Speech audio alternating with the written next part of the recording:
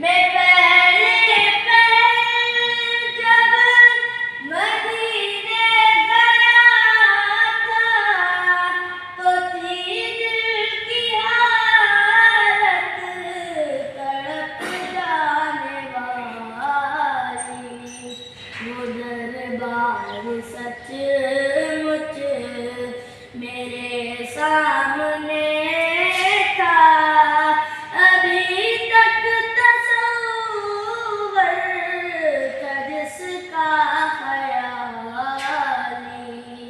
खुला है सभी के लिए बाब रहमत, वहाँ कोई रुतबे में अदना नानी।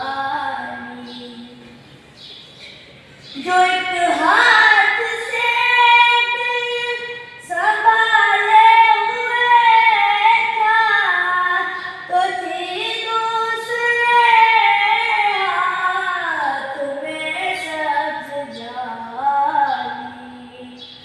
जो एक हाथ से दिल संभाले हुए था तो थी दूसरे हाथ में सब्ज़ जाली।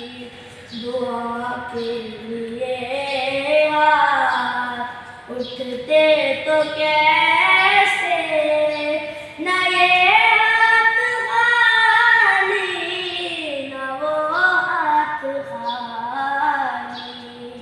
खुला है सभी के लिए बाब रहमत, वहाँ कोई रुतबे में अदना नानी। मुरादों से दामन नहीं को